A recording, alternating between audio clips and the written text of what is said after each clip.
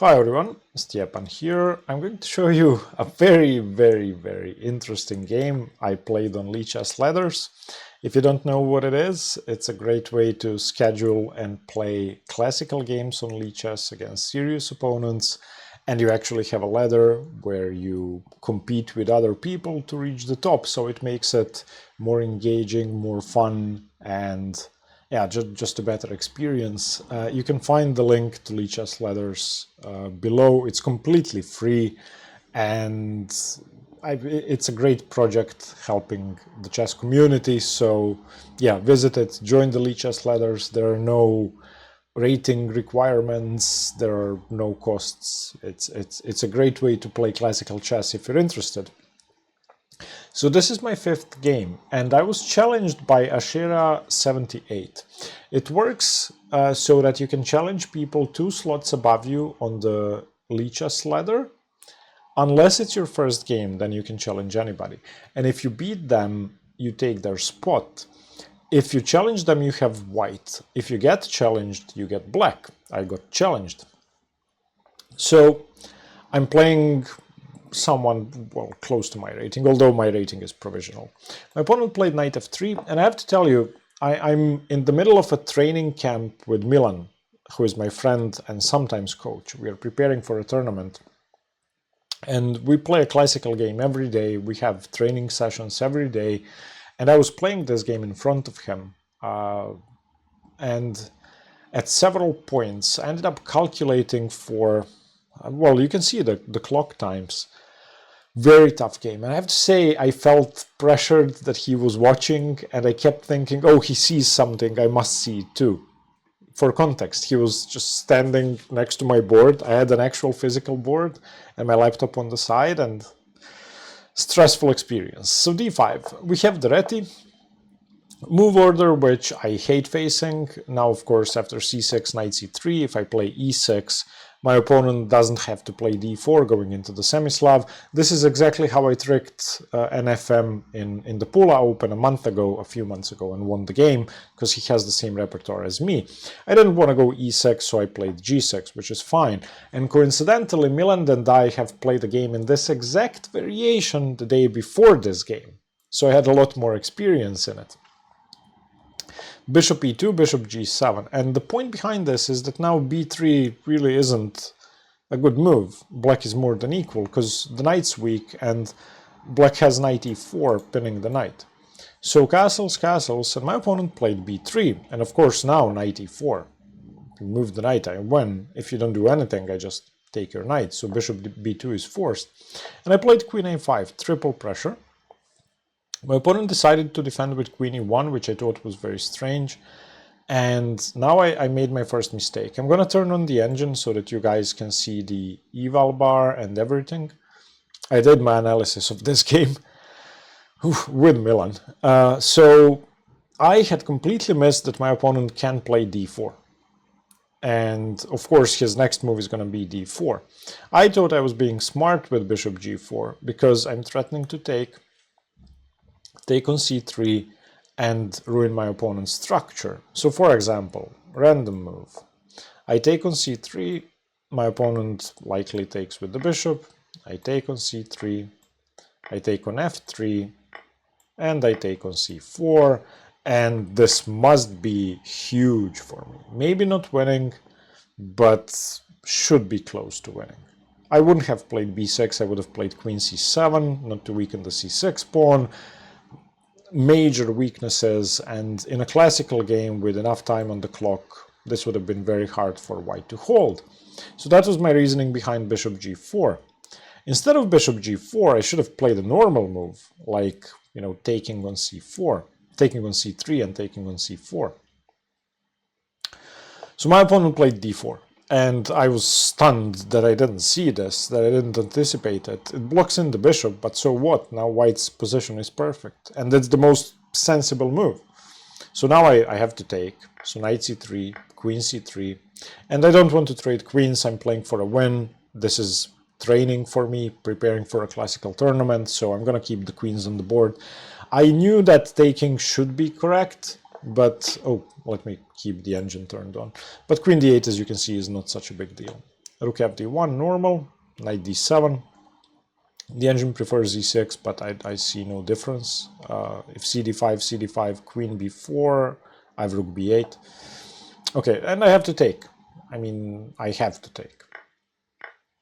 e6, of course this should be equal, and of course my opponent plays e4 and I do this.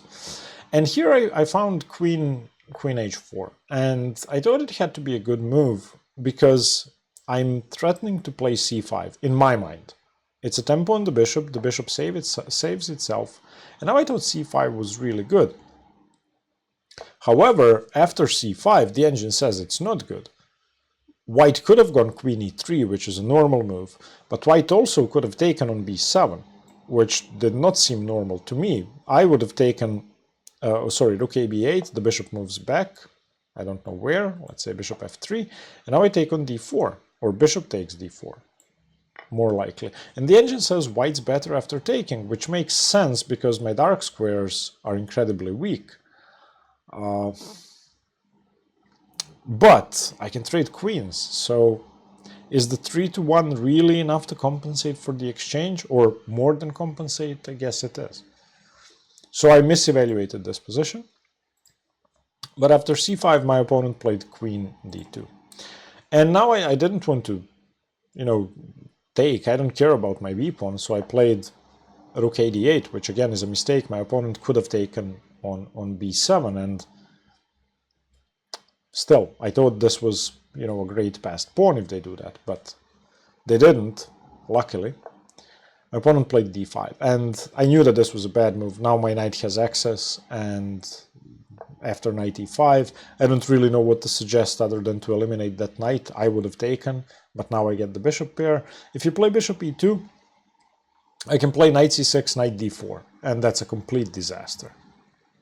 Because even if you play queen b2 check, knight d4 comes, and the d-pawn is pinned. My knight lands on d4, and that's it. Bishop e2, knight c6 is an overwhelming strategic edge for black, in my opinion. So bishop e5, bishop e5. And now I had a great initiative, bishop d4. Okay, and my opponent played d6, which surprised me, which helps me. Now I have stuff on the d file, I have stuff on the f file, and I was looking at this position thinking, okay, I must be winning. This must be winning for me. My opponent played queen e2. The threat now is rook takes f3. I thought. So if random move, rook takes f3, g takes f3, queen g3 check, the pawn is pinned, king f1, and queen takes f3 with disaster to follow. So queen e2 is sensible, defending the bishop. I played rook f6. Sorry, I keep turning this off. b4. And here, I thought, well, this is a blunder. So I was, of course, looking at rook f3, which didn't work on the previous move. It doesn't work now. The reason it doesn't work is rook takes d4, which is a complete refutation of rook f3. So I played rook df8, which is fine, but I could have had a bigger advantage just taking the pawn. It's a free pawn. If cb and rook takes b, then bishop takes f2, and the rook is hanging. So the pawn was actually immune, and I saw that, but I thought, who cares about the b-pawn? Why would I care about the b-pawn? I'm winning here. So I played rook f8, thinking rook f3 works. And then my opponent took on c5, and I started thinking for a very long time. So I had 38 minutes here. On my next move, I had 30. Try to make rook f3 work. It doesn't work. Rook f3, rook d4. It's just a total refutation of my idea. It doesn't work. The engine says I should go rook 8 f7, which makes sense, but I wanted to set up a threat with rook f3, so I played bishop c5. And my idea was, if they take on b7, I'm gonna take on f3. I did not resist that temptation, and I thought for a long time. So as you can see on the right, rook f3 is a blunder. My reasoning went rook f3, gf3, queen h3.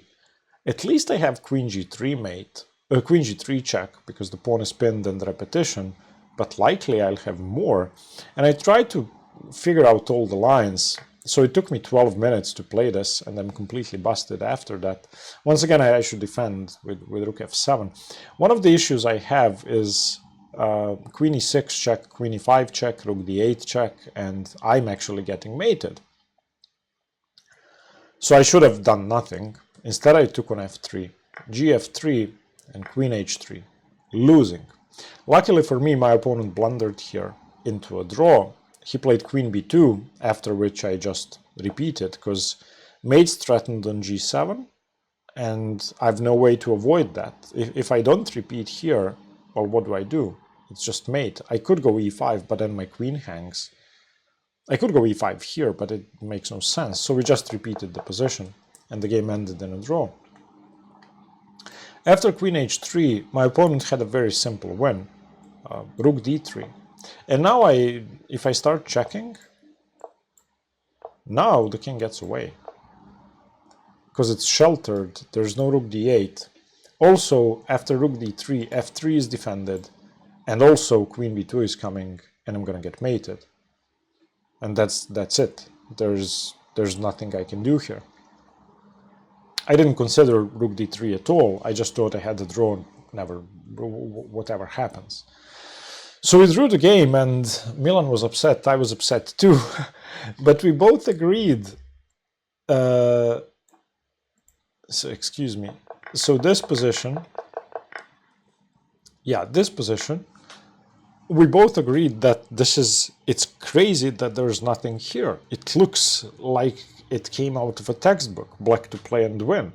Well, look at my pieces, look at white's pieces. White's pieces are all discombobulated. They aren't doing anything except for the rook on b1 that's going to cause problems on the 7th rank. But my pieces cannot be better. There is no way to improve them. This is perfect. If nothing works now, what the hell do I do? Turns out nothing worked. I should have just defended. I couldn't accept that, which is a big psychological mistake. I kept looking and looking and looking, took on c5, kept looking and looking and looking, and took on f3 and should have lost the game. If the position looks perfect, and it looks like there's something there, maybe there still isn't. This is, I think, the most extreme example I've ever had in my play. So this was game 5. I played a few more games. I'm going to show you all of them. Thank you guys for watching. Visit Lichessladders. It's a great way to play classical chess online. And stay tuned for more chess. Bye-bye.